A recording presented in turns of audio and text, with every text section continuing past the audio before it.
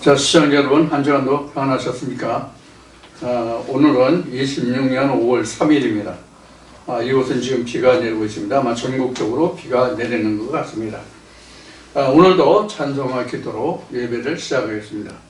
오늘 찬송은 310장 하나님의 은혜로입니다.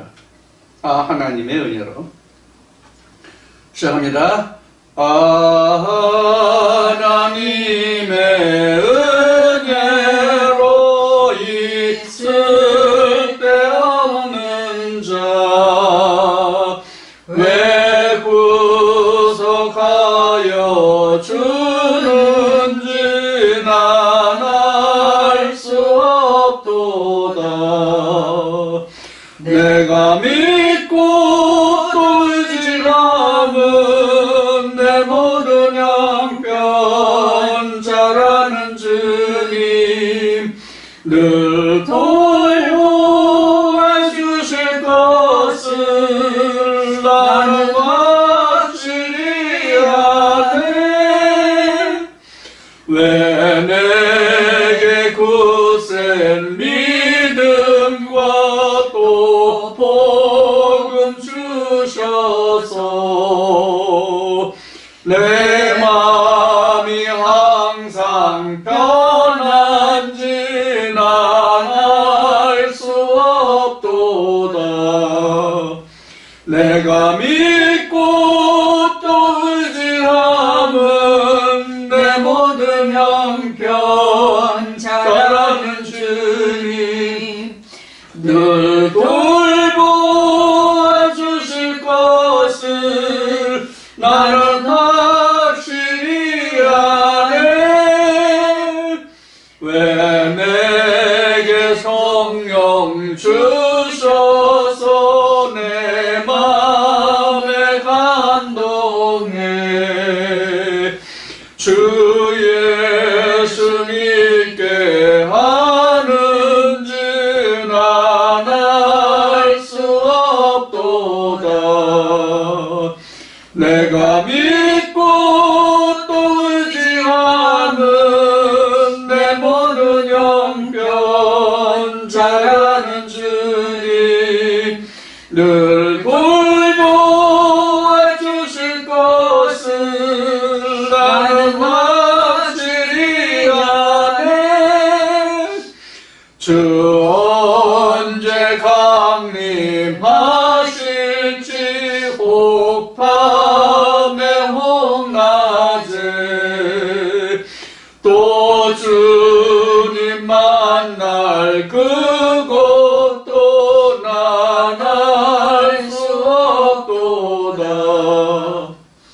내가 믿고 또 의지함은 내 모든 형편 잘하는 주님 늘 돌보아 주실 것을 나는 확실히 아네.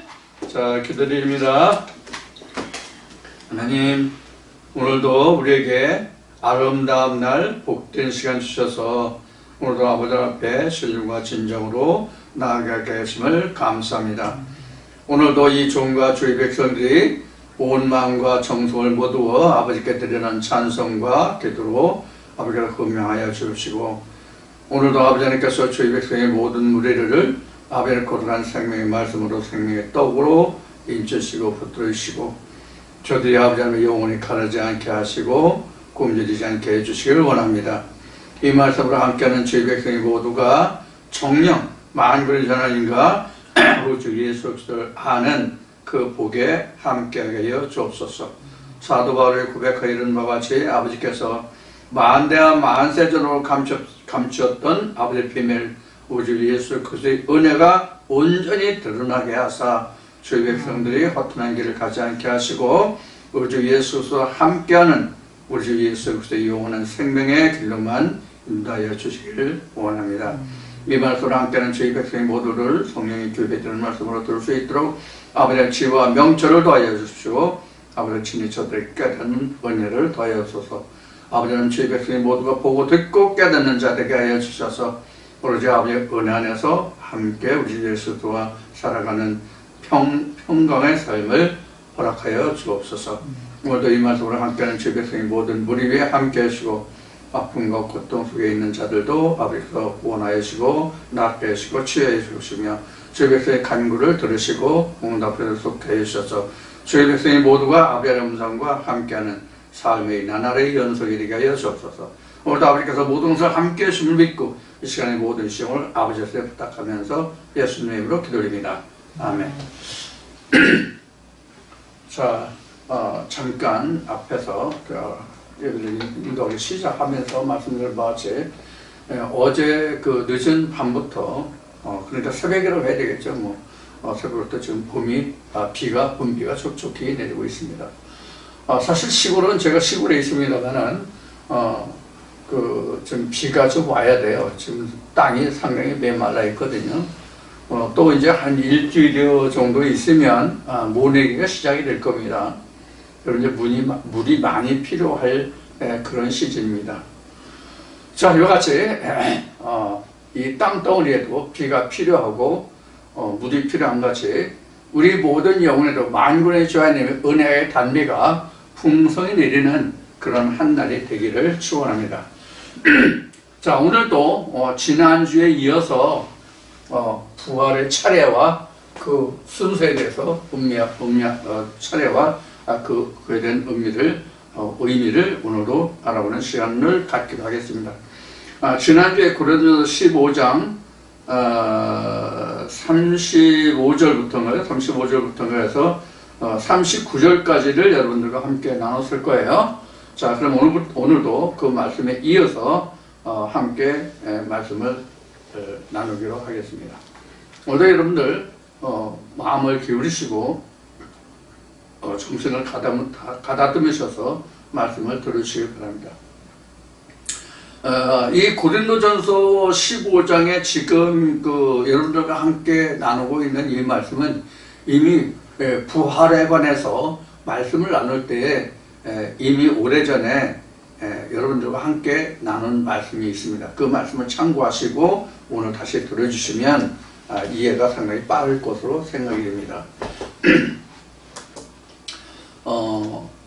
말씀을 이 부활에 관해서 말씀을 전해드리면서 나누지 못했던 것들이 있다면 뭐가 있는가 하면은 우리가 부활하면 이제 여기에 그런 단어들이 나오기 때문에 자연스럽게 또 언급이 되겠지만 부활하면 우리가 이 육체의 부활, 이 육신의 부활을 생각하고 있는 사람들이 지금 대부분이에요. 아마 98% 정도는 아마 우리 육신까지 부활하는 것으로 그렇게 생각하고 계시는 분들이 계실 거예요.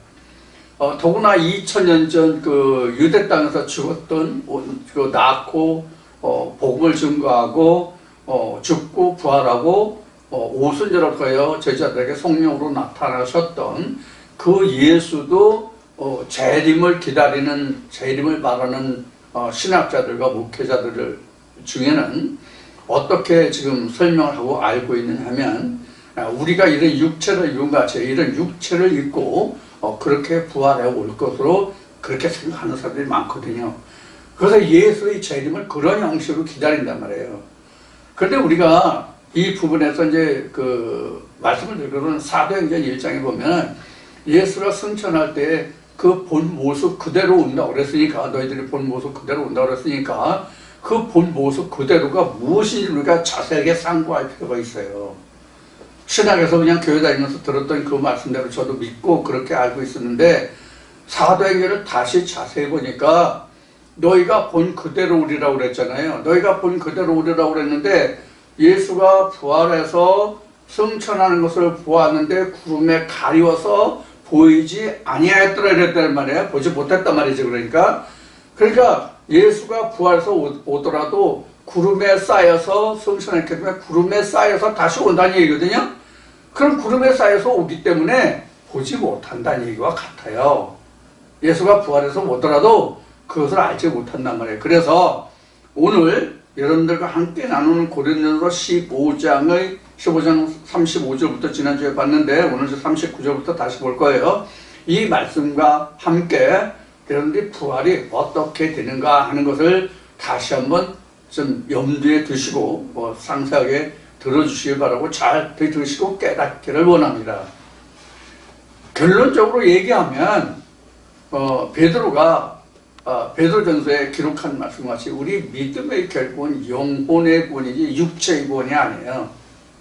그런데 신학과 목회 현장에서 전하는 부활의 그 의미를 보면 육체와 함께 영혼도 부활해서 이 세상에서 살고 다시 사는 것 같이 그렇게 살 것으로 생각하거든요. 절대로 그렇지 않아요. 만약에 그렇게 된다고 한다면 예수가 부활시킨 2000년 유대당에서 예수가 부활시킨 자가 있죠? 누구예요? 부자와 거지의 나사로에서 나오는 그 말고 마리아와 마르다의 오라비도 이렇게 나사로죠. 그자가 죽은 자가 4일에서 썩어서 냄새가 난 때에 그를 무덤에서 꺼내서 다시 살리셨잖아요. 예수가 어떤 그 선지자나 사도들이 살리는 게 아니라 예수가 직접 살렸단 말이에요. 그러면 오늘날 우리에게 육체의 부활이 이루어졌다고 한다면 그 나사로가 우리에게 있어야 그 증거가 되잖아요. 근데 없잖아요. 그 나사로 우리에게 있느냐 말이에요. 우리 앞에 없잖아요. 그럼 부활처럼 죽지 않고 영원히 산다고 성경 기록하고 있는 거잖아요. 부활한 육체는 영원히 산다고 기록한 거잖아요. 하나님처럼. 그럼 마리아와 마르다의 오라비인 나사로는 오늘날 살아서 우리에게 있어야 예수가 또 하나님이 또 신학이 말하고 증거하는 그대로 부활한 자는 영원히 산다는 것을 우리에게 증거로 남아서 우리로 하여금 믿으면 우리가 저렇게 되었구나, 죽어도 저렇게 사는구나 하는 것을 알 수 있어야, 증거가 있어야 우리에게 확실히 믿고 죽음을 무릅쓰고 그렇게 믿을 거 아니겠어요? 근데 그 증거가 없잖아. 오늘날 이런 면을 우리가 좀 생각을 해봐야 되는데, 지금 이 말을 하고 있는 저조차도 하나님께 붙들리기 전에는 이것을 전혀 생각하지 못했어요. 전혀 생각하지 못했다. 그런가 보다 하고 들으면 그런가 보다 하고 그냥 듣고 왼쪽 귀로 듣고 오른쪽으로 흘리든가 아니면 오른쪽 귀로 듣고 왼쪽 귀로 흘리든가 이렇게 들었지 그걸 깊이 상고해보지 않았단 말이에요. 이게 문제예요. 그래서 성경은 이사야를 통해서 이렇게 말합니다. 너희가 여호와의 말씀 자세히 살펴봐라. 자세히 살펴봐. 성경에 상고한다는 말이 있잖아요. 상고. 그 상고라는 것이 뭐냐면 자세하게 깊이 생각하여 본다가 상고거든요. 그런 상고를 안 했기 때문에 우리가 속고 가는 거예요. 자, 속지 말자. 자, 39절 말씀부터 고린도전서 15장 39절 말씀부터 오늘 말씀을 나누기로 하겠습니다.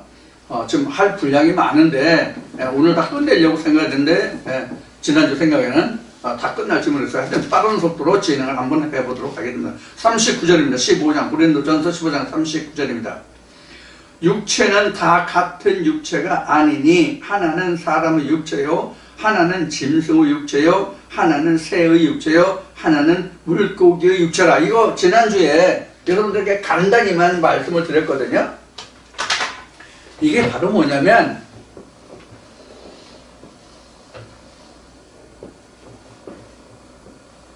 이런 거거든요. 근데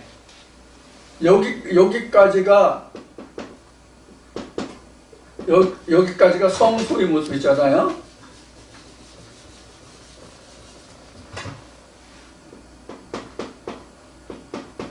여기까지가 성소의 모습이고요. 여기는 바다예요.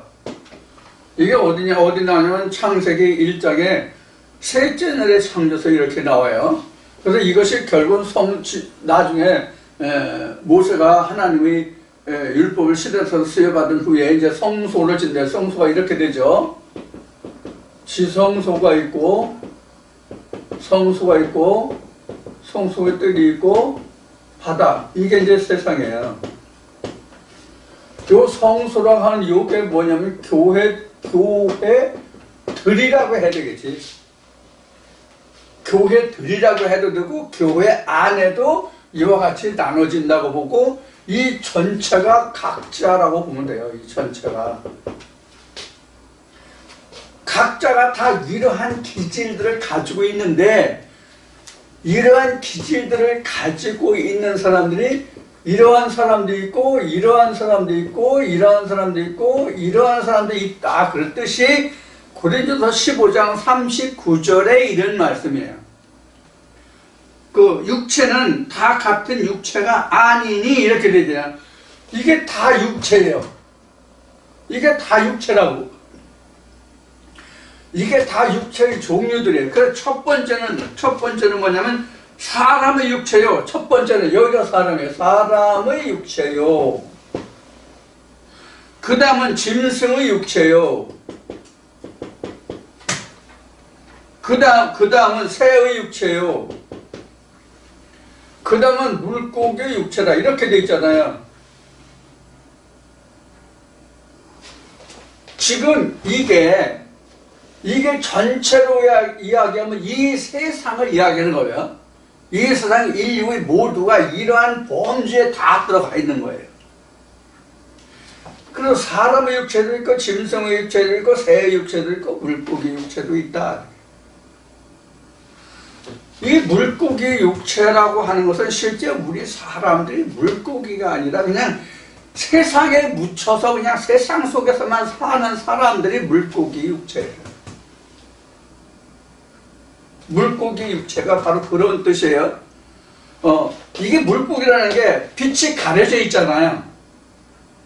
물속에서는 민물이든지 바다든지 간에 물속에서 사는 고기들은 빛이 차단되어 있잖아요. 자, 우리가 생물학적으로 봤을 때, 이 민물이든지 바다물이든지 간에 사는 이 물고기들의 특성이 뭐예요? 물고기들의 전체적인 그 특징이 뭐예요? 비린내 나잖아요. 비린내. 이 비린내가 왜 나는지 여러분들 생각해 보셨나요?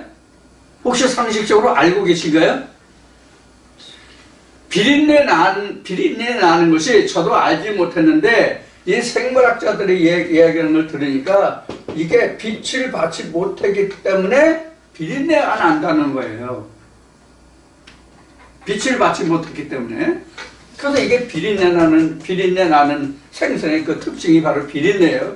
민물고기들 이제 바다 고기든지 공통점이 비린내잖아요. 그 비린내가 나는 이유가 뭐냐면 햇빛이 차단되어 있기 때문에 빛이 차단되어 있기 때문에 그 냄새가 발산되지 못한 거예요. 그러니까 그래서 냄새가 난다는 거예요. 이건 참고로 상식적으로 말씀드리고 그래서 이게 빛을 보지 못한 상태가 바로 바다 물고기예요. 자, 그러면 성경에서 빛이라는 것은 하나님이잖아요. 창세기 1장 2절부터 하나님 빛으로 오셨다고 돼 있고 빛으로 돼 있다 있고 요한복음 1장에서도 하나님 빛이라고 돼 있잖아요. 그것이 생명이라고 돼 있고 그래서 빛이 차단됐다는 하나님의 은혜와 전혀 무관하게 사는 사람들을 이야기하는 거예요. 그냥 땅을 파먹고 그냥 사는 사람들, 그냥 땅에 묻혀서 그냥 세상에 묻혀서 사는 사람들 이런 거예요. 그러면 새의 육체는 뭐냐면 새의 육체가 뭐냐면 새 육체라는 것은 뭐냐면 새가 어디 깃들에 주로요? 나무에 깃들잖아요. 새가 물론 땅에서 땅에 저기 하는 것도 있지만은 새가 주로 나무에 둥지를 틀거나 아니면 나무에 구멍을 뚫고 살거나 뭐 이런 종류가 새잖아요. 자, 그럼 성경에서 나무는 뭐예요? 성경에서 하나님 백성들이나 이런 사람의 형상을 갖다가 나무라고 그랬거든요. 그러니까 서로 사람에게 빗대어서 사람과 사람에게 기대어서 사는 사람과 사람을 의지해서 사는 그러한 족속들이 바로 새예요. 그래서 요한계시록도 보면 마지막 때 새들을 불러가지고 이 고기를 너희들 배불려라 그러잖아요. 그런 새들이 바로 공중에 나는 뭐 독수리나 이러한 것들을 얘기하는 게 아니에요. 근데 새의 특징은 땅이 그 본질이에요. 땅에서 사는 게 본질이에요. 근데 나무를 의지하고 또 하늘을 날기도 해. 근데 쉬운 얘기로 이 새의 육체는요, 변화무쌍해. 우리가 세상 말로에서 사람이 좀 많이 자기 형편과 사정에 따라서 자기 모양을 많이 변질시키고 이런 모습 저런 모습으로 하는 우리가 카멜레온 같다고 얘기를 하잖아요. 카멜레온 같은 삶이 바로 이런 거예요. 여기 좀 이쪽으로 웃고 저기 좀 저기 웃고 이런 거예요. 근데 이 새 중에서 성경에서 특히 나쁘게 설명하고 있는 게 뭐냐면 독수리예요. 그럼 성경에서 독수리를 왜 나쁘게 칭하죠? 성경에서 나오는 독수리를 왜 나쁘게 칭하면 이건 죽은 고기를 먹기 때문에 그래요. 죽은 고기. 죽은 고기는 여기에서 떨어져 나온 육체들을 이용해서 먹고 나는 뜻이 바로 죽은 고기예요. 이게 목회를 얘기하는 거예요. 목회에서 여기 하늘에 속하지도 못하고 땅에 속하지도 못하고 세상에 속해서 사는 사람들 여기는 완전히 그러니까 쉬운 얘기로 여기까지는 하나님의 이름을 부르는 자들이에요. 여기는 전혀 하나님을 부르지 않는 자들이고요. 요 뜰과 성소 지성소는 하나님의 성호를 부르는데 그 성질이 살아가는 주장하는 추구하는 지향점이 바로 이러한 성질을 가지고 있다라는 의미로 설명된 거예요. 그래서 뜰은 여기 새를 얘기하는 건데 여기 뜰은 왜 새가 죽은 고기라고 얘기했냐면 여기서 뭐예요? 여기서 희생 제물을 가져오면 백성들이 희생 제물을 가져오면 이 뜰에서 잡아가지고 피는 단불에 바르고 기름과 콩팥과 이런 것은 태우는 데 가서 재를 만들어 태우고 이렇게 하잖아요. 그래서 뜰은 바로 희생제물을 하면 이게 왜 여기 죽은 고기예요. 여기가 그래서 여기가 죽는 희생을 얘기하는 곳이란 말이에요. 뜰이. 자, 그래서 이제 새의 육체가 이런 의미로 설명이 됐고, 짐승이라고 하는 것은 왜 짐승이냐면 형상은 모양은 말은 하나님의 말을 하되 하나님의 말씀이 하나님 말씀을 하지 않는 자들을 여기서 짐승이라고 한 거예요.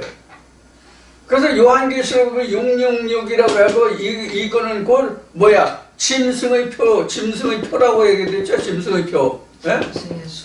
짐승의 수. 참. 표가 아니라 짐승의 수.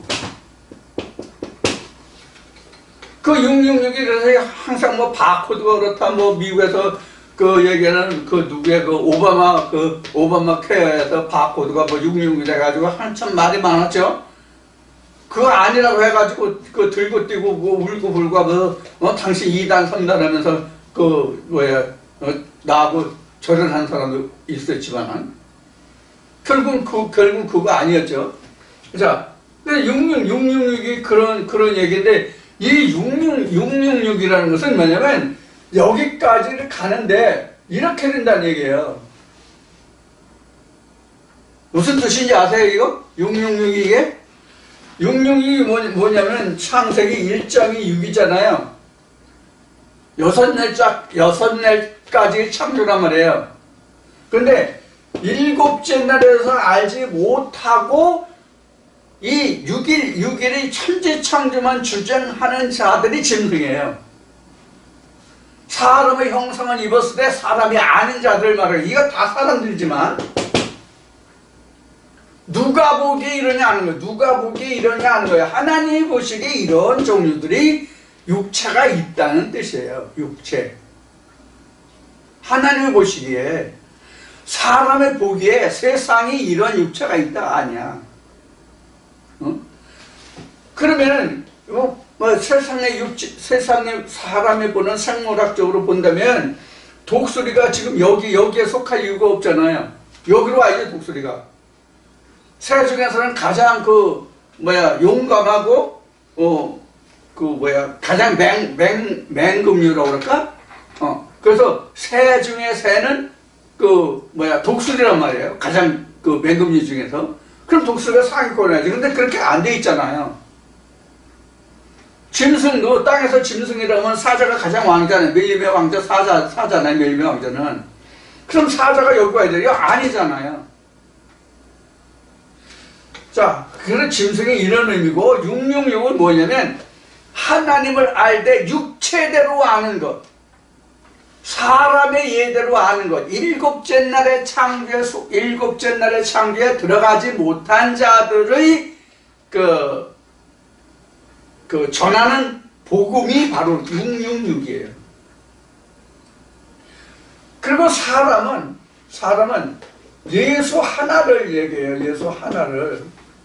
그러니까 하나님의 사람을 얘기하는 거예요. 그래서 한 사람으로 세상에 사망이 오고, 한 사람으로 인해서 세상에 악이 온다는 것이 바로 이 사람을 두고 하는 거예요. 예수로 인해서. 그러면 우리 이걸 생각해보자. 예수가 우리에게 이 땅에 왔을 2000년 전으로 돌아가서 우리가 쉽게 생각해 봅시다. 예수가 2000년 전 유대 때 와가지고 예수가 전한 복음이 사람들을 살리려고 왔어요? 죽이려고 왔어요? 살리려고 왔다고. 분명한 것은 누구나 다 자타가 공인하는 것이 뭐냐면, 예수는 이 세상 사람들을 구원하기 위해서, 살리기 위해서 왔다고. 그런데 예수로 인해서 실족한 사람이 많습니까? 예수로 인해서 생명을 얻은 사람이 많습니까? 그런 얘기예요. 예수 한 사람을 놓고 봤을 때 누구에게는 생명이 됐는가 하면 누구에게는 오히려 걸림돌이 돼가지고 사망이 됐단 말이에요. 오늘날도 마찬가지고, 예수 때에도 마찬가지고, 예수 이전에도 마찬가지였다고. 이건 우리가 성경에서 기록한 아담 때부터 영원한 날까지 이렇게 똑같다고요. 이거는. 그럼 실족은 누가 실족하는 거예요? 하나님이 우리를 실족하게 하는 거예요? 자기로 인해서 실족하는 거예요? 자기로 인해서 실족한다고. 누구든지 자기로 인해서 실족하지, 하나님은 실족해 하지도 않고 실족하게 할 수도 없어요. 하나님은. 이걸 가장 대표적으로 제가 여러분들에게 설명드린 말씀 중에는 신명기 말씀에 이런 말씀이 있어요. 그동안 수없이 여러분들에게 말씀드려서 기억을 하시는 분들이 대부분이겠지만, 하나님이 우리에게 몇 가지 법을 주셨어요?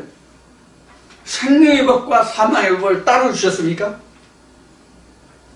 이스라엘 백성들에게 하나님이 계명을 주실 때, 이거는 생명의 계명이고 이거는 사망의 계명이다.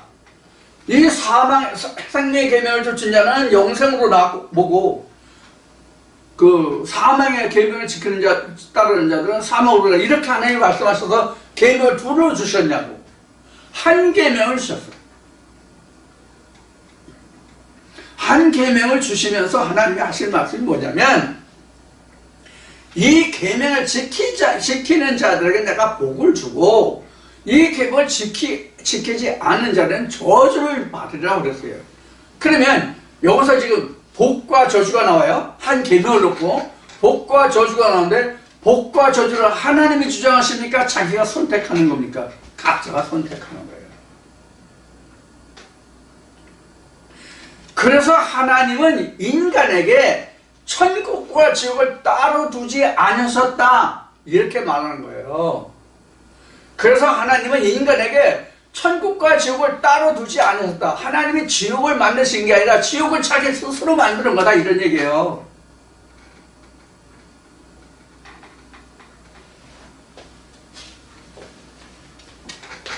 이것을 우리가 확실하게 개념을 잡고 가야 된다고 하나님 믿는데, 그럼 자 여기서 한 가지 단어가 하나 나와요. 뭐가 나오면 원망이라는 게 나와요. 원망이라는 단어가.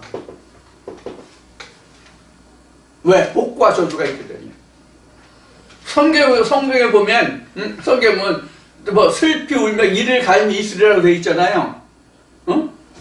슬피 울며 이를 갈미 누구에게 있는 거예요? 슬피 울며 이를 갈미 그 이유란다. 그 원인이 누구에게 있는 거냐고. 하나님께 있느냐 각자 자신에게 있느냐를 말씀드리는 거예요. 누구에게 있어요? 각자 자신에게 있어요. 하나님이 우리에게 똑같은 계명을 주셨잖아. 누구에게나 똑같은 이 계명 하나를 주셨잖아. 똑같은 계명 이 하나를 주셨는데 누구는 복을 받고 누구를 저주를 받느냐는 얘기예요. 하나님이 계명 하나뿐이 안 주셨다고 방금 신명기 인용해서 말씀드린 것 같이 하나님은 누구에게나 똑같은 이 성경이라는 이 계명만 주셨지 다른 계명이 있질 않다고. 그럼 누구는 복을 받고 누구는 저주를 받느냐는 얘기예요. 지켰느냐 지키지 않았냐. 그럼 누가 지키고 안 지켜요? 각자가 지키고 안 지키는 거잖아. 그러니까 슬피 울며 이를 갈미라는 이것을 우리가 원망이라고 말할 때 원망을 누구한테 할 수 있어요? 누구한테 할 수 있냐 원망을? 누구한테 할 수 있지 않아. 원망을 할 수가 없어. 그럼 원망할 수 있는 그 이유가 어디서 오죠? 원망하게 되는 원인이 뭐냐 하는 거예요. 원망은 그 근본을 알지 못할 때 원망이 나와요. 예를 들어서 부모와 자식 간에, 형제 간에, 또 어떤 그 교우 간에, 아니면 그 사후 간에, 회사 다니면서 그 사원들 간에, 거기에서 원망이라는 게 나와. 근데 어떤 일이든지 간에 원망은 자기 때문에 그 결과가 온 거지, 밖에 사람 때문에 원인이 올 수도 있지만, 결과적으로는 자기가 원인이거든. 원인 제공자거든. 그러니까 그 원인 결과를 낳게 한 그 원인을 확실히 알지 못할 때 원망이 오는 거예요. 그러면 여기 원망을 얘기했는데 그 다음에 후회라는 단어를 한번 생각합시다. 원망과 후회는 따지고 보면 서로 반대말이에요. 원망은 원인과 이유를 알지 못하고 잘못된 그 결과만을 놓고 봤을 때 그것을 한탄하는 게 원망이잖아. 남에게 돌리고 탓하고 거 이게 원망이잖아요. 후회는 모든 게 어디 있어요? 자기 자신에게 있다는 걸 아는 게 후회예요. 그래서 우리가 이 세상 사는 그 모든 것이 원망이 없어요. 사실은 후회예요. 상대방이 나를 어떤 구렁텅이에 빠뜨리려고 했을지라도 내가 그것을 간파하고 거기 그 괴계에 빠지지 않으면 되는 거거든. 근데 내가 거기에 빠졌어. 예를 들어서 어떤 사기꾼에게 내가 속았어. 그럼 그것을 어떤 사기꾼에게 속았으면 그 사람에 대한 그 원인을 내가 갈파하지 못한 거잖아. 그럼 내가 그것을 갈파하지 못한 그 자체를 내가 후회하고 그것을 내가 돌이키려고 해야지. 상대가 원망해와야 수 없다고. 내가 그런 건데. 믿음 안에서 성경 안에서도 똑같아요. 내가 저 목사의 가르침을 받았더니 저 교회에 다녔더니 내가 이렇게 했다. 이럴 필요가 없는 거예요. 내가 살펴보지 못했고 내가 그것을 자세히 내가 들여다보지 않았기 때문에 그런 거예요. 그래서 이사야 선지자를 지난주에도 말씀드린 이사야 선지자 글 28장인가 거기 내가 이 나무를 불을 떼서 몸을 따뜻하게 하고 뭣도 구워 먹고 그랬는데 실제 그 손에 사람이 무엇을 지었는지 너희가 확인해 보지 않는다.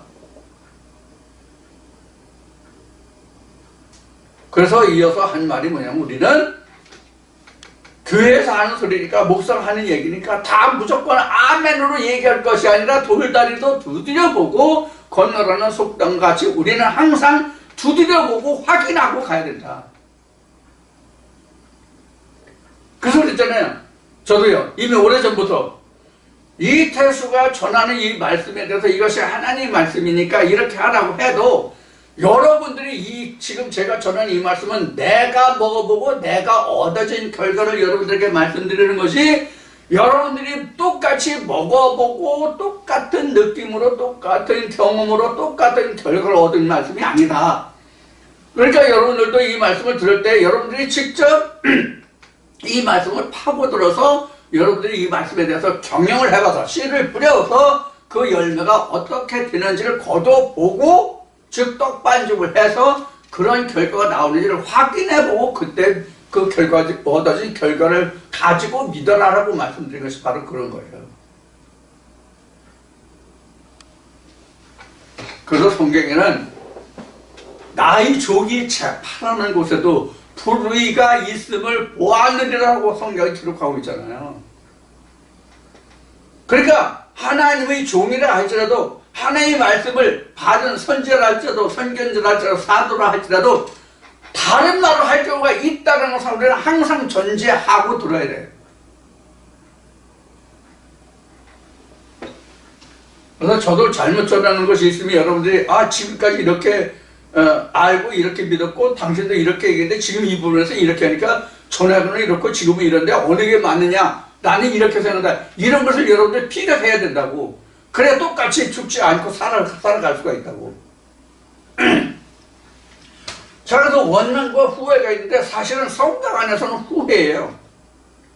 세상 일도 마찬가지지만 내가 자세히 살펴보지 않고 내가 그것을 검증해보지 않았기 때문에 나쁜 결과를 가져간 거거든요. 좋은 결과 같은 후회를 할 필요가 없죠. 그런 것을 여러분들이 잘 생각하셔야 됩니다. 그래서 이렇게 육체의 종류, 이렇게 네 종류가 나오는데 이것이 바로 사람이라는 것이 뭐냐? 하나님의 사람, 예수 그리스도의 영생의 사람, 예수를 이야기하는 게 사람이에요. 성경에서 사람은 이거 예수예요. 아담이 그래서 예수의 상징으로 부른 말이 아담이에요. 아담이라는 말은 우리가 영어로 얘기하면 우리 그 한국어로 조선말로 한국어로 우리 국어로 얘기하면 그냥 아담은 그냥 사람이에요. 영어로 얘기하면 휴먼이라고. 휴먼. 그 사람이라는 그 육체가 이러이러한 육체가 있다는 얘기예요. 그런데 여기 지금 육체라는 단어가 39절에서 지금 나왔잖아요. 이런 육체, 사람, 짐승, 새, 물고기 육체가 나왔어요. 이 육체가 뭐로 나오냐면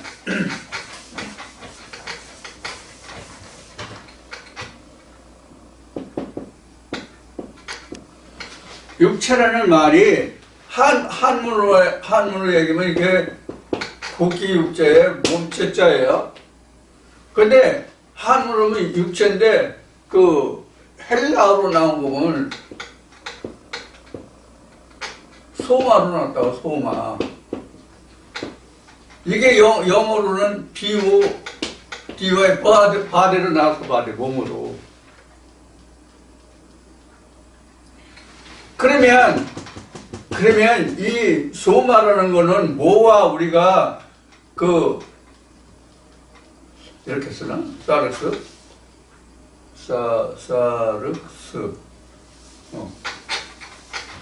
사르스가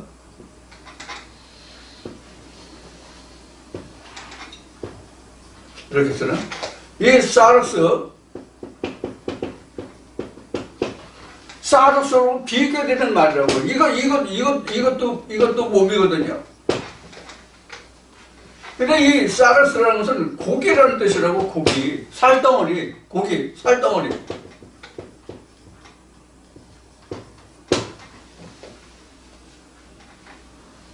이거고 우리가 구분을 못해. 이게 헬라어나 히브리어나 이게 영어하고 우리 한국어하고 틀린 것이 바로 이런 점이에요. 우리가 성경에서 가장 먼저 이러한 단어적인 표현에 있어서 차이가 나는 것이 가장 먼저 나타나는 것이 창세기에서 남자와 여자거든요. 창세기 1장에서도 남자와 여자가 나오고 창세기 2장에서도 남자와 여자가 나와. 근데 창세기 1장에서의 남자와 여자와 창세기 2장에서의 남자와 여자가 틀려.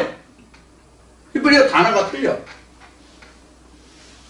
창세기 1장에서는 자칼과 네케바인데 창세기 2장에서는 이시와 이시아야. 똑같은 남자 여자야. 우리 번역본에는 똑같이 남자와 여자야. 영어도 남자와 여자지 이렇게 자칼과 네케바 또는 이시와 이시아 같이 이렇게 구분된 단어의 남녀가 없어. 영어에도 내가 아는 법인 내에서는. 여권에 사는 사람들은 별도로 쓰는 단어가 있는지 모르겠는데 내가 배운 중학교 실력의 영어 단어로는 그걸 구분하는 단어가 없어. 우리 한국말도 내가 80년을 이 세상에 살았지만 80년을 살았지만 말을 배우기 시작해서 지금까지 쓰면서 남자와 여자는 남자와 여자지 히브리에서 말하는 창세기 1장의 남자 여자, 창세기 2장에서 말하는 남자 여자가 다른 단어가 있으면 알지 못해. 아직까지 경험하지 못해서. 물론 100살 이상 사신 분들은 그 구분된 단어를 아시는지 모르겠는데 또 국어 국문학자들은 아는지 모르겠는데 저는 아직까지 접해보지 못했어요. 지금 여기에서 그 소마와 사르스도 바로 그런 거예요. 소마와 사르스도 이것도 육체, 이것도 육체야. 똑같이 육체야. 우리 이걸 구분 못해. 여기에서 육체라고 하는 단어는 이게 아니고 전부 소마예요. 고린도전서 15장 39절에서 50몇 절까지인가 지금 볼 건데 여기까지 나오는 모든 육체가 다 소마야. 사르스 아니야. 사르스는 우리 이 살덩어리가 사르스예요. 이 살덩어리가 고기 덩어리가 사르스라고. 소마는 그럼 무엇을 의미하느냐? 우리 마음이 소마예요. 마음이 소마라고. 이것을 철학적인 용어로 설명한다면 이렇게 설명할 수 있을 거예요. 제가 철학을 하지 않아서 모르지만 성경도 그 세상의 분야 중에서는 철학의 한 분야 속에 들어있지만 신학이라는 게 철학의 분야에 들어있어요. 자, 그러면 이 소마가 왜 그런 몸이 되냐면 왜 몸이 되냐면 철학적인 의미로 신학적인 의미로 말하면 왜 소마가 몸이 되냐면 이 몸의 주인이 이 살덩어리가 몸이 아니라 각자의 마음이 그 사람의 주인이라는 뜻이에요. 자, 이걸 좀 더 쉽게 말하면 모든 사람들이 이 세상을 살아가는데 무엇으로 인해서 육체가 움직여요? 자기 생각에 의해서 육체가 움직이잖아요. 아, 배고프다. 아, 배고픔을 느끼니까 식욕을 느끼고 내가 무엇을 먹어야 되겠다. 이거잖아요. 육체가 느끼는 것이 뭐냐면 마음으로 드러난단 말이에요. 마음으로. 그게 소마예요. 그래서 몸이에요. 그래서 우리가 진짜 몸과 가짜 몸 이렇게 얘기할 수가 있겠는데 그래서 진짜 몸은 우리 각자의 마음이란 말이에요. 마음이 몸의 주인이에요. 몸이 마음의 주인이 아니라 마음이 몸의 주인이라고. 이 몸은 마음에 따라서 움직여진다는 뜻이에요. 그럼 뭐가 그냥 육신이 그냥 소마가 큰 거예요.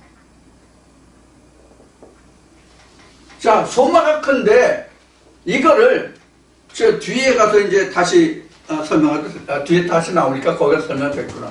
바로 이 육체라는 것을 놓고 보면 이렇게 나눈 거예요. 사르스가 이러하다가 아니라 소마가 이러하다라고 지금 이야기하고 있는 거예요.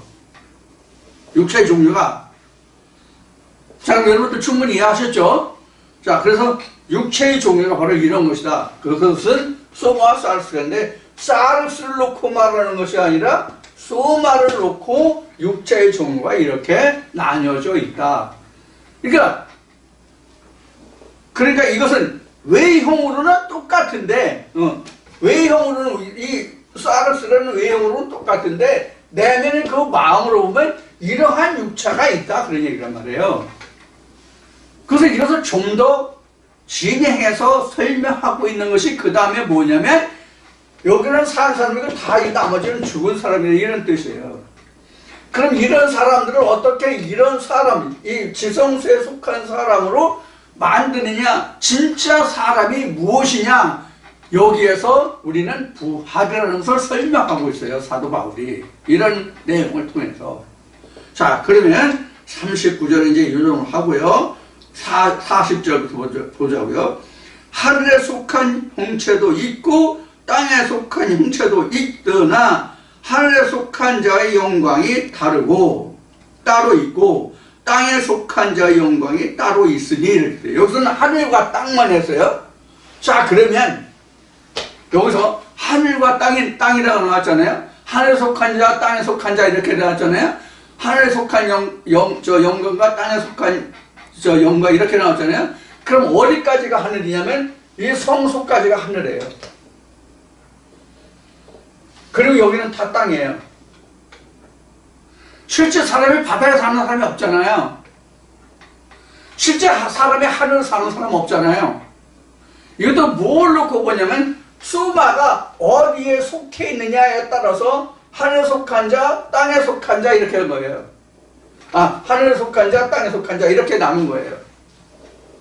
자, 그래서 이제 40절이 하늘에 속한 형체, 땅에 속한 형체, 하늘에 속한 영광, 땅에 속한 영광 이렇게 나와 있고요.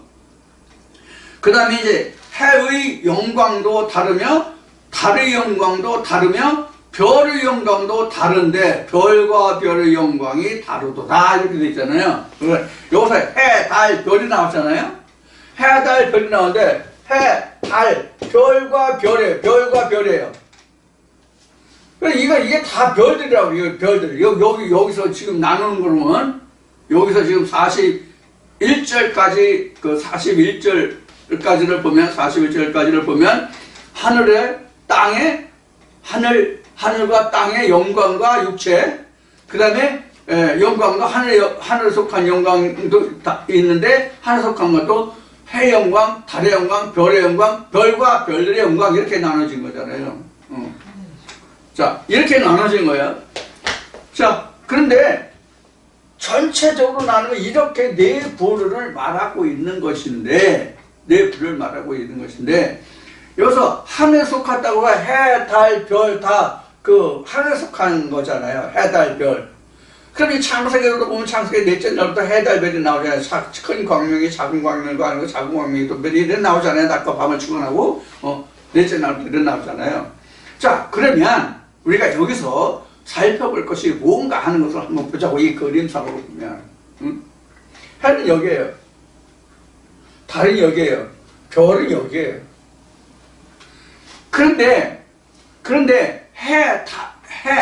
달, 별은 무엇을 인해서 달과 별이 있어요? 해를 인해서 달과 별이 있어요. 해가 없으면 달과 별이 관계가 없어요. 자, 뭘 얘기냐면 해는 낮을 주관하고 달과 별은 밤을 주관하는 거예요. 그래서 예수는 계명성을 해서 새벽별로 나왔잖아요. 예수를 여러분들 잘 아실 거예요. 그래서 달과 별은 해에 의해서 나타나는 자들이야. 근데 달은 하나야. 해도 하나, 달도 하나야. 그런데 별은 무수히 많아.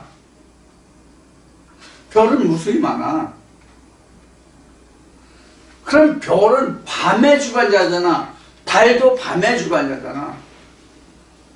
그래서 이것을 굳이 구분한다면 해는 하나님이요, 달은 예수요, 이 별은 사도들이요, 이렇게 나온단 말이에요.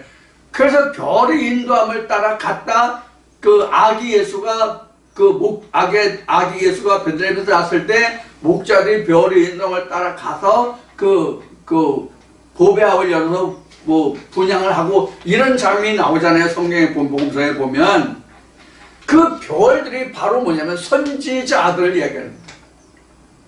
선지자들을 얘기하는 거예요. 그런데 여기서는 달은 이의가 없는데 별과 별들이 영광이 다르다고 되어 있다고 해요. 그런 별은 다 똑같은 별이 아니란 말이에요. 별이 다 똑같은 별이 아니라고. 우리도 보면 저도 별이고 이 말씀을 듣고 이 말씀을 추천한 여러분들도 별이에요. 근데 저는 지금 여러분들에게 말씀을 전하는 입장이 별이고 여러분들 이 내가 전하는 말씀에 의해서 여러분들 빛을 내는 별이잖아요. 그러면 내가 하나님께 받아야 할 상과 벌이 따로 있고 여러분들이 받아야 할 상과 벌이 따로 있다가 그 별과 별의 영광도 다르다 이 뜻이에요. 그런데 이것을 좀 더 세분해서 보면 하나님의 빛을 받아서 하나님의 빛으로 작용하는 빛을 내는 그러한 별도 있고 하나님을 입고 빛을 발하는 별이로되 진짜 참 하나님의 별을 받아서 전하는 것이 아니라 자기 뜻대로 와서 전하는 별도 있단 말이에요. 거짓 목회자를 얘기하는 거예요. 그러니까 이런 것도 다르다는 얘기예요. 그러니까 목회자라고 해서 목사라고 해서 다 똑같은 하나님의 영광을 받는 게 아니라 어떤 별이냐 하는 거예요.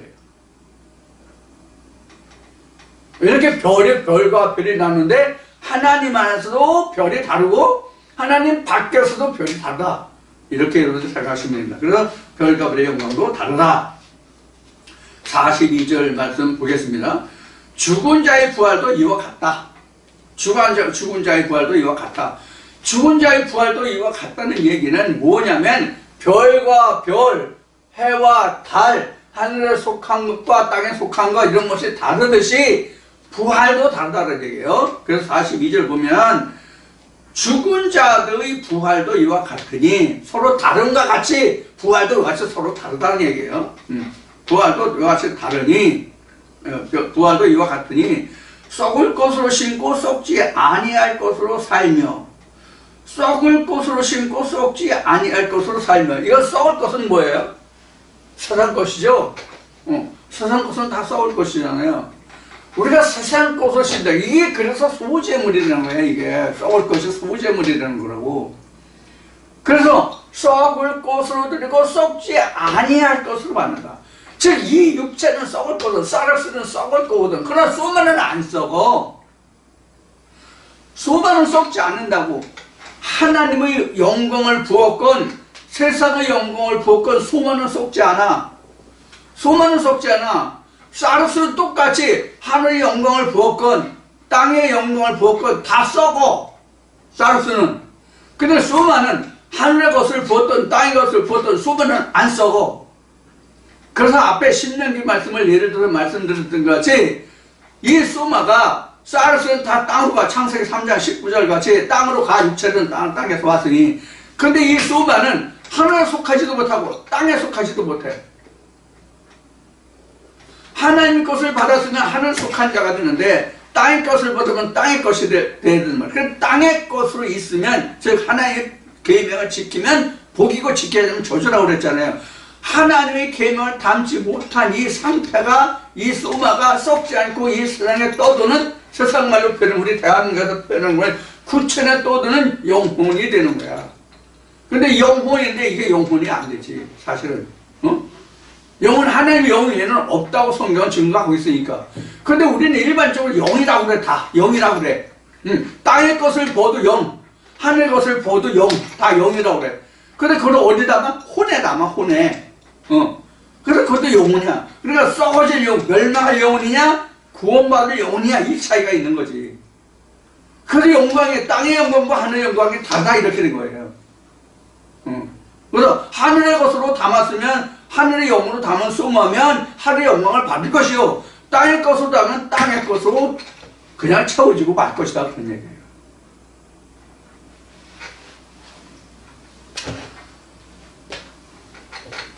그 말씀이 지금 42절에 나온 말씀입니다. 죽은 자의 부활도 이와 같이 썩을 것으로 썩지 않을 것으로 이렇게 나오는데 썩을 것은 세상 것이고 썩지 않을 것은 하나님의 말씀이에요. 자, 그 다음에 43절 보겠습니다. 43절. 욕된 것으로 심고 영광스러운 것으로 다시 다니며 약한 것으로 심고 강한 것으로 다시 다니며 이렇게 나오세요.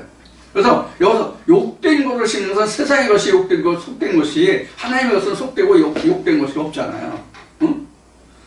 그래서 그 베드로가 그 일반 민간인들하고 그 우상에서 먹고 마시다가 뭐 그 누가 온다 하니까 그것을 피하고 뭐 거짓으로 하는 그런 이런 장면이 나오죠. 거기서 이제 그 베드로가 그 뭐야 그걸 뭐라고 표현해야 되나? 좀 그 위선을 떨은 거지. 위선을 그러니까 가증한 짓을 한 거지. 위선을 떨은 거지. 그때 한 말이 성경에 기록된 것이 뭐냐면 하나님 앞에 모든 것이 다 거짓되고 가증된 것이 사람에 있어요. 위선을 떨지 말라는 거예요. 자기가 하나님께 당당하면 숨기고 그럴 필요가 없다는 얘기예요. 그래서 결국은 나온 말이 뭐냐면 우상의 제물이라 할지라도 우상의 제물을 먹지 말라고 그랬잖아요. 우상의 제물이라 할지라도 기도하여짐으로 기도함으로 거룩하여진다 그랬어요. 그러니까 하나님은 그 사람의 행위를 보는 것이 아니라 그 사람의 마음의 중심이 어디냐는 거예요. 그래서 성경에 보면 하나님이 내 마음의 중심을 보신다고 되어 있잖아요. 이런 것이 왜 필요해요? 우리가 전도를 위해서 필요해요. 저도 친구들 모임도 있고 여러 가지 이제 모임이 있어서 이 사람들 저 사람들 만나잖아요. 그럼 그 사람들을 만나서 그 사람들하고 같이 어울려 줄 수 있는 그러한 아량이라고 할까? 너그럼이라고 할까? 그런 게 있어야 된단 말이에요. 나는 목사니까 뭣도 안 하고 그러면 사도 바울이 이야기한 대로 그럼 어떻게 우리가 전도의 문을 넓힐 수가 있느냐? 그 중에서 내가 친구를 얻고 그 중에서 내가 하나님의 사람을 얻으려면 내가 그 사람들과 함께 동행해서 그 사람들을 함께 맞춰줄 필요가 있는 거거든요. 다만 내가 그 사람들한테 왜 동화되는지 그것이 흐려지면 안 된다는 얘기죠. 그런 것을 우리가 성경에서 보고 배울 수가 있습니다. 그래서 43절 보겠습니다.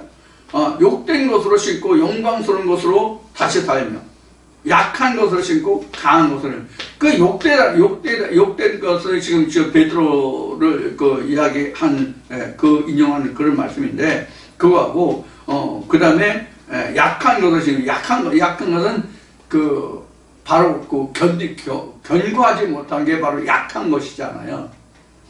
그래서 여기서 약하다, 강하다, 영광스럽다 이것은 하나의 말씀과 세상 말을 비교해서 여기서 설명하고 있는 겁니다.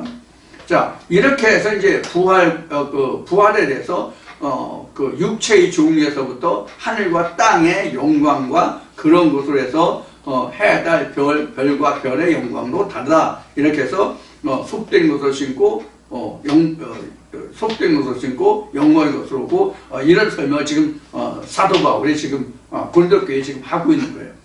자, 이런 말씀을 통해서 진짜 바울이 고린도 교회에 하고 싶은 진짜 전하고 싶은 말하고 싶은 그 핵심이 바로 어디서부터 기록이 되냐면 44절로부터 기록이 44절부터 49절까지 이게 기록이 돼요. 자, 그러면 지금 35절로부터인가? 35절로부터 본 이 말씀이 지금 결국은 이제 49절에서 결론이 나는데 이게 다 이제 부활의 순서와 차례와 어떻게 부활하느냐 이런 것이 이제 설명이 되고 있는 거예요. 자, 그래서 지금 여기 지금 43절까지 봤는데 44절 말씀에 보면 이렇게 나와요. 육의 몸으로 심고 신령한 몸으로 다시 사나니 육의 몸이 있은즉 신령한 몸이 있느니라 이렇게 나왔어요. 그래서 육의 몸과 신령한 몸이 지금 여기서 대조되고 있어요. 육의 몸과 신령한 몸. 그래서 여기서도 지금 육의 몸과 여기 신령한 몸이 나오는데 여기에서 지금 이 몸도 여기 육의 몸이라는 게 바로 뭐냐면 푸시키코스와 퓨뉴마티코스 이렇게 나옵니다. 그러니까 이게 퓨뉴마나 푸시케는 이게 명사적인 그 용법이거든요. 근데 여기서 퓨뉴마티코스, 푸시키코스 이러면 형용사적인 용법으로 지금 설명하고 있는 거예요. 그러니까 그 앞에 육체의 종류가 나왔잖아요. 육체의 종류가 나는데 하늘에 땅에 이렇게 속한 그 육체가 있다 이렇게 나온 거잖아요. 영광도 하늘과 땅에 영광이 있다고 나온 거고, 그것을 여기서는 어떻게 나왔냐면 육의 몸으로 신고 신령한 몸으로 산다. 이게 육의 몸으로 신고 이게 땅의 것으로 신고 신령한 몸으로 산다고 설명한 거예요. 그래서 여기서는 푸시키코스 소마고 그 다음에 신령한 몸은 퓨뉴마티코스 소마예요. 그래서 여기서 지금 나오고 있는 이 몸이라고 하는 것이 그냥 영어로는 그냥 body고 우리는 그냥 몸이라고 되는데, 우리가 몸이라고 하면 앞에 잠깐 설명한 것이 몸이라고 하면 그 헬라어가 의미하는 그 사르스와 소마를 구분한 몸이 지금 우리는 따로 설명한 게 없잖아요. 그냥 우리는 몸 하면 그냥 이거잖아요. 이 육체잖아요. 그런데 이것을 정확하게 설명하면, 몸이라는 걸 설명하면, 우리 마음의 몸이에요. 마음의 몸. 마음. 그래서 여기서 육의 몸으로 신고는 세상적인 몸으로 쓰는 푸시키코스니까, 세상적인 생각의 그런 것으로 심는다는 뜻이에요. 그래서 푸시키코스로 심어서 신령한 몸으로 다시 산다. 그러면서 설명한 것이 뭐냐면 육의 몸이 있은즉, 즉 앞에 44절에 육의 몸으로 신고 이렇게 그 육의 몸이 있은즉 이런 뜻이에요. 육의 몸이 있은즉 또 신령한 몸이 있느라. 그 다음에 신령한은 앞에 44절 시작에 신령한 몸으로 다시 산다. 다시 사는 몸이 신령한 몸이라는 얘기예요. 그러니까 우리가 세상에 속한 마음에다가 하나님의 영을 심어서 하나님의 영으로 다시 산다, 그런 뜻이란 말이에요. 이게 부활의 순서고 부활이 뭐다라는 것을 사도 바울이 이렇게 자세하게 풀어 설명했다라고 그래서 설명하고 있는 거예요. 이미 부활에 대해서 설명을 드릴 때에 사도 바울이 고린도 교회에 편지한 이 부활, 고린도서 15장에 기록한 부활보다 성경 66권 전체를 다 통틀어서 이보다 더 상세하고 자세하게 설명한 부활은 없다라고 그래서 말씀드립니다. 그러면 이제 이 다음으로 44절 봤잖아요. 45절부터 보면 이제 그러면 그 육의 몸을 보고 신령한 몸은 뭐다 하는 것을 그 다음에 46절부터 지금 풀어가요. 그게 바로 뭐냐면 첫사랑과 살려주는 마지막 아담, 첫사랑과 마지막 사람 이렇게 나와요. 우리가 첫사람 하면 창세기에 기록한 아담을 이야기하는데, 과연 그러면 첫사람이라는 것이 그런 뜻이냐 하는 것을 46절로부터 이제 살펴볼 텐데, 자, 우리는 방금 말씀드린 같이 우리가 부활하면 간단히 그냥 부활이라고만 생각하는데, 부활이라고 하는 것은 그렇게 쉽게 설명할 수 있는 부분이 아니에요. 지금 이제 45절로부터 보면 이제 살려주는 영이라고 이제 하는 말이 나올 텐데, 45절 잠깐 읽어볼까요? 잠깐 읽어보고 이 시간에 마치기로 하겠습니다. 45절 기록된 바 첫사람 아담은 산 영이 되었다 함과 같이 마지막 아담은 살려주는 영이 되었나니, 이렇게 되어 있거든요. 살려주는 영이 되었나니. 그러면 지금 5절에 기록한 첫사람은 산 영이 되었고 마지막 아담은 살려주는 영인데, 첫사람과 살려주는 영 이와 같이 나오잖아요. 요거에 대해서 뒤에서 이제 다시 설명을 하겠습니다. 여기 말씀에서 보면 그 재미있는 재미있다고 표현할 수 있을까? 하여튼 좀 그 뜻을 우리가 음미해 볼 수 있는 그런 말씀들이 있습니다. 그래서 지금 44절까지 지금 살펴봤죠? 44절까지 살펴봤는데 잠시 쉬었다가 45절부터 이제 살펴볼 것인데 여러분들 그 45절부터 좀 마음을 가다듬고 다시 한번 더 마음을 가다듬고 들을 수 있는 그런 마음을 준비해 주시기 바랍니다. 좀 잠시 쉬었다가요.